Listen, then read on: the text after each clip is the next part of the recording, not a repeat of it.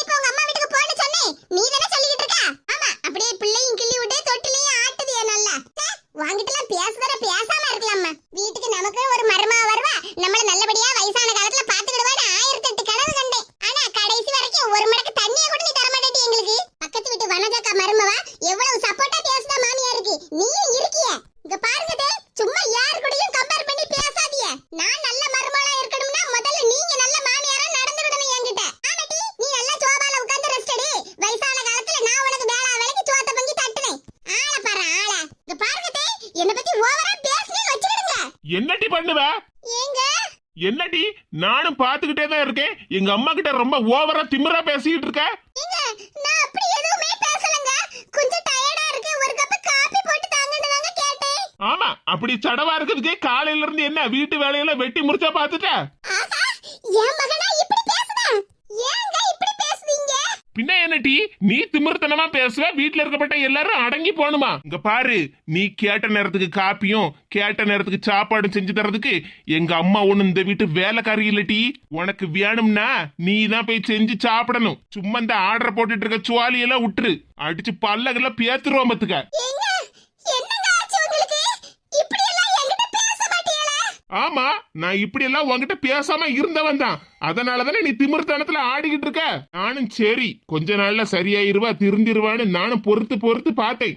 ஆனா நீ என்னடான்னா என்னங்க இப்படி அரைஞ்சு மாட்டீங்க? பின்ன உன்னையெல்லாம் அறைய கூடாதுடி, தூக்கி போட்டு மிதிக்கணும். உங்க அண்ணன் கிட்ட என்ன கேட்டிருக்க? ஆடி சீரு வேணுமா உனக்கு? ஆடி சீரு இந்த வீட்டுல உனக்கு நீ என்னடி இல்ல? உனக்கு யாரும் நிம்மதியா வாழ்ந்துடக்கூடாது, அப்படிதானே டி? பாவம் என் மச்சான், உன்னை எனக்கு கல்யாணம் பண்ணி கொடுத்துக்கிட்டு அவன் படாத பாடு பட்டு நடக்கான். அவனுக்குன்னு ஒரு வாழ்க்கை இருக்கு, அவன் வாழாண்டமா. உனக்குன்னே எப்பவும் பணத்தை போட்டு செஞ்சுக்கிட்டே இருப்பானா? இந்த வீட்டுல உனக்கு என்ன இல்ல? பெரிய அண்ணன் கிட்ட ஆடி சீரு வாங்குதாளா, லிஸ்ட் போடுதாளா? ஆளை பாருங்க ஆளை. அங்க வாடகை வீட்டுல இருக்கும்போது உன் மைனிகாரிக்குள்ள எல்லா பொருளையும் தூக்கிட்டு வந்த. இந்த வீட்டுக்கு வந்ததுக்கு அப்புறம் உங்க அண்ணன்ட்ட வாங்கி கேட்கறதுக்கு லிஸ்ட் போடுதியா? லிஸ்ட் கொஞ்ச நேரத்துக்கு முன்னாடி என்ன சொன்ன எங்க அம்மா கிட்ட? நான் சண்டைய போட்டு எங்க அம்மா வீட்டுக்கு போயிருவேன்னா போ. உன்னை யாருட்டு இங்க இருக்க சொன்னா? அம்மா வீட்டுக்கு போறேன் அம்மா வீட்டுக்கு போறேன்னு சொல்லப்பட்டவ எதுக்கிட்ட இங்க வர? உங்க அம்மா வீட்டுல இருக்க வேண்டியதானே? எங்க வீட்டுல நாங்களாவது நிம்மதியா இருப்போம்ல. நானும் இப்போதைக்கு நீ வரமாட்ட, கொஞ்ச நாளா நம்ம வீட்டுல நிம்மதியா இருக்கலாம்னு நினைச்சேன். வந்து தொலைச்சிட்டா. வந்த அன்னைக்கே என்ன வருத்து வர நீ? இங்க பாருடி, உங்க அண்ணன் கிட்ட ஆடிச்சு இருக்க, அதை வாங்கித்தா இதை வாங்கித்தான்னு ஏதாவது சொன்னான்னு வச்சிக்க, உன் பல்ல தட்டி கையில தந்துருவான் பாத்துக்க. ஆமாம், உன்னை கெட்டி கொடுத்ததுக்கு அப்புறம் தான் அவனே நிம்மதியா வாழலாம்னு நினைச்சுக்கிட்டு இருக்கான். இப்பவும் போய் அவனை தொந்தரவு பண்ணிட்டு இருக்கேட்டி. அப்படி சொல்லலம்மா, அவனை திமிரு எடுத்தவ. இவகிட்ட எல்லாம் இப்படி பேசினதான் வலிக்கு வருவா. என் மவன் இவ்வளவு நாள் அமைதியா இருந்தவன அவன் தள்ள மிளகா அரைச்சுக்கிட்டு இருந்தா. இப்ப என் மவன் எப்படி பாத்தியாட்டி? என்னடி முடிச்சுக்கிட்டு நிக்க? எங்க எங்க அது வந்து இங்க பாருடி, இனிமேலும் நான் அமைதியா இருப்பேன்னு நினைச்சுக்கிடாத. இந்த வீட்டுல நீ எல்லாத்துக்கும் எப்படி மதிப்பு மரியாதை கொடுக்கியோ அதே மாதிரிதான் உனக்கும் திரும்பி கிடைக்கும். இல்ல நான் எங்க அம்மா வீட்டுக்கு போறேன்னா இன்னைக்கே போயிரு, இப்பமே போயிரு, திரும்பி வந்துடாத அந்த வீட்டு நடக்கி. நானும் எவ்வளவு நாளைக்குதான் உன் திமிர்த்தனத்தை பொறுமையா பாத்துக்கிட்டு இருக்க. ஐயோ எப்பா, என் செல்ல மவனே எப்படி எல்லாம் பேசுதா அழகு போல. என் மவன் இப்படி கோவமா பேசுறத கேட்டு என் மருமவ அப்படியே செலுத்தி விட்டா சேல கணக்க நிக்க. ஏமா சாப்பாடு ரெடியா இருக்காமா? ஆமா மக்கா, உனக்கு பிடிக்குமே சப்பாத்தியும் குருமாவும் வச்சிருக்கேன், வாமக்க சாப்பிடுவா. சரிம்மா. எப்பா என் மவன் பேசுனதுல எனக்கு வயிறும் மனசும் நிறைஞ்சு போய் இருக்கு. ஆஹா, என் மாமியார் எனக்கு ஒரு கப் காபி கூட போட்டு தர மாட்டேன்னா, ஆனா என் மாப்பிள்ளைக்கு அவருக்கு பிடிச்ச சப்பாத்தியும் குருமாவுல செஞ்சு வச்சிருக்காவோ. அமைதியா இருந்த புருஷன் இப்படி ஆக்ரோஷமா மாறிட்டாரு.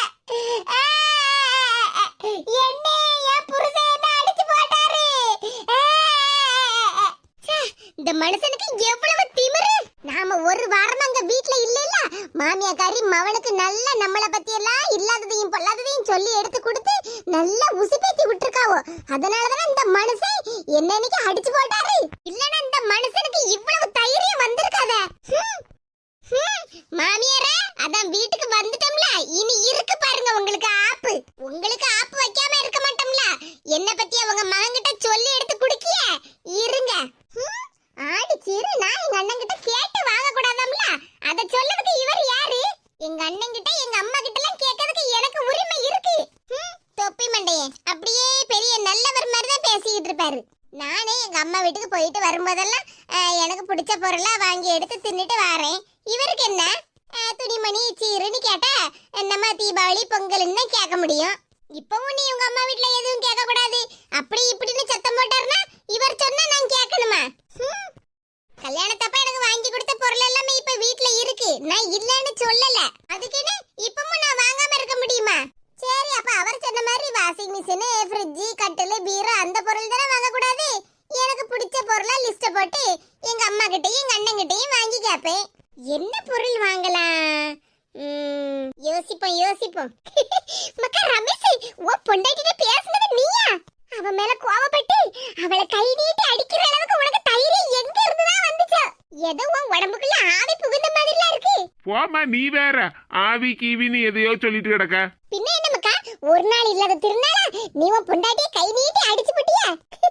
அடி வாங்கின உடனே என் மருமக முகத்தை பார்க்கணுமே, அப்படியே பேய் எறிஞ்ச மாதிரி சேல கணக்கெல்லாம் நின்னா. பின்ன என்னம்மா, நானும் எவ்வளவு நாளா தான் பொறுத்துக்கிட்டு இருக்கேன். இவ்வளவு நாளா என் மச்சானுக்காக தான்மா பொறுத்துக்கிட்டு இருந்தேன். அவனும் என்ன மாதிரி தானம்மா கஷ்டப்பட்டு முன்னேறிட்டு வரான். சும்மா அவங்கிட்ட போய் நின்றுகிட்டு எனக்கு ஆடிச்சு இருக்க, அதை வாங்கித்தான் இதை வாங்கித்தான்னு சொன்னா எனக்கு எவ்வளவு கோவம் வரும். நம்ம வீட்டுல நம்ம என்னமா இல்லாம இருக்கோம்? காணாத குறைக்கு கல்யாணத்தை அப்பவே எல்லா பொருளையும் வாங்கி கொடுத்துருக்காவோ, இப்பவும் திரும்பவும் போய் அதை வாங்கித்தான் இதை வாங்கித்தான்னு அவங்கள போட்டு கஷ்டப்படுத்திட்டு இருக்கலாமாமா? எங்க மாமியார் இருந்தா என்ன பத்தி என்ன நினைப்பாவாமா? நீ என்ன மக்கா கவலைப்படுத?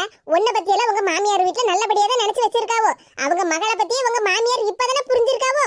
மகளை பத்தி அவங்க புரிஞ்சுக்கிட்டா சரிதான், நான் இல்லன்னு சொல்லல. இருந்தாலும் என்ன பத்தி என்னமா நினைப்பாவோ? மகா என்ன பொருளை வாங்கி கேட்டாலும் நான் எதுவும் சொல்ல மாட்டேங்க, அமைதியா இருக்கேன்னு தானே நினைப்பாங்க. இதெல்லாம் எனக்கு தேவையாமா? என் மச்சானை போட்டு நான் கஷ்டப்படுத்திட்டு இருக்கணுமா? நானும் சரி சரியாயிருவா, கொஞ்சம் விட்டு பிடிப்போம் அப்படின்னு நினைச்சுக்கிட்டு இருந்தா ரொம்ப தான் ஓவரா துள்ளிட்டு கிடக்கா. அதாம்மா எனக்கு பயங்கரமா கோவம் வந்துட்டு. இதுக்கு மேலேயும் நான் அவளை ஏத்து பேசலன்னா அப்புறம் என்ன ஒரு மனுஷனாவே அவன் மதிக்க மாட்டா. வீட்டுல இருக்கப்பட்ட நம்ம யாரையுமே மதிக்க மாட்டாமா. மதிக்கிறது ரெண்டாவதுல, நம்ம வீட்டுல உள்ள யாரையும் ஒரு மனுஷனாவே நினைக்க மாட்டாளா? நம்ம வீட்டுல உள்ள எல்லாரும் அவளை ஏதாவது சொல்லுதம்மா, அவ இஷ்டப்படிதானே இருக்கா. அவ நினைச்ச நேரத்துக்கு இங்க இருக்கா, இல்லன்னா பைய தூக்கிக்கிட்டு அம்மா வீட்டுக்கு கிளம்புதா. ஒரே அம்மா வீட்டுக்கு இங்கேயும் சண்டிங்கா தானே இருக்கு. தெருவில் இருக்கப்பட்ட எல்லாருமே என்கிட்ட கேட்கவில்ல, உன் மருமவ என்னடா உன்ன உடனே அம்மா வீட்டுக்கு கிளம்பிருதா? ஒரு மாசத்துல முக்காவாசி நாள் அம்மா வீட்டுல தானே இருக்கா, அதுக்கு பேசாம இங்க என்னத்துக்கு வரணும்? அம்மா வீட்டுல இருக்க சொல்ல வேண்டியதானே. ஆளுக்கு என்ன கேட்கவில்ல. நான் ஒவ்வொரு ஆளுக்கா பதில் சொல்லிட்டு இருக்க முடியுமால? என் மருமவ திமிரு பிடிச்சா சொல்லு பேச்சு கேட்க மாட்டா, அடங்க மாட்டா, எல்லாம் அவ இஷ்டத்துக்கு தான் இருப்பான்னு அப்படி சொன்னா நமக்கு தானே அசிங்கம். சரி கொஞ்சம் பொறுத்து இருப்பம்மா, எல்லாம் சரியாகும். இப்ப என் கோபத்தை அவ பாத்துட்டாள்ல, இனி கொஞ்சம் அடங்கி இருப்பான்னு நினைக்கேன். அப்படியும் அவ அடங்கல, நான் எங்க அம்மா வீட்டுக்கு தான் போவேன்னா போட்டு ஒரேடி அவ அங்கேயே இருக்கட்டு, எனக்கு ஒரு பிரச்சனையும் இல்ல. நாங்க வீட்டுல எந்த பிரச்சனையும் இல்லாம நம்ம எல்லாருமே நிம்மதியா இருக்கலாமா? நிம்மதியா எப்படி இருக்க முடியும்? மருமகளை அடிச்சு துரத்துட்டு அம்மா வீட்டுக்கு அப்படின்னு எல்லாரும் ஏன் மேல பழிய போடுவாவோ? இங்க பாருமா, தெருவில் இருக்கப்பட்டவங்க என்ன சொல்லுவாங்க, 4 பேர் என்ன சொல்லுவாங்கன்னு அதை நினைச்சுக்கிட்டே எல்லாம் கடைசி வரைக்கும் வாழ முடியாது. நம்ம மனசாட்சிக்கு தகுந்த மாதிரி தான் வாழ முடியும். அவ திமிரு அடங்கலன்னா அதுக்கு நம்ம ஒண்ணும் பண்ண முடியாது. இப்படி திமிரெல்லாம் அடங்காம நான் இப்படிதான் இருப்பேன்னா அதுக்கு நம்ம காலம் பூரா சங்கடப்பட்டுட்டே இருக்க முடியுமா? அப்படியே இனி அம்மா வீட்டுக்கு போறேன்னு சொன்னா ஒரேடியே போட்டுமா விட்டுரு. இனி நம்ம திரும்பி போய் கூப்பிடவும் கூடாது. இனி அவ திரும்பி இந்த வீட்டுக்கு வந்தாலும் வாசல் நடுல ஏத்தவும் கூடாது. இன்னைக்கு நான் ஆபீஸ்ல இருந்ததுனால அவ வீட்டுக்குள்ள வந்துட்டா. இனி ஒரு நேரம் இதே மாதிரி பிரச்சனை பண்ணினா அவ்வளவுதான். ஏன் அனுமதி இல்லாம அவ வீட்டுக்குள்ள வரவே முடியாதுமா.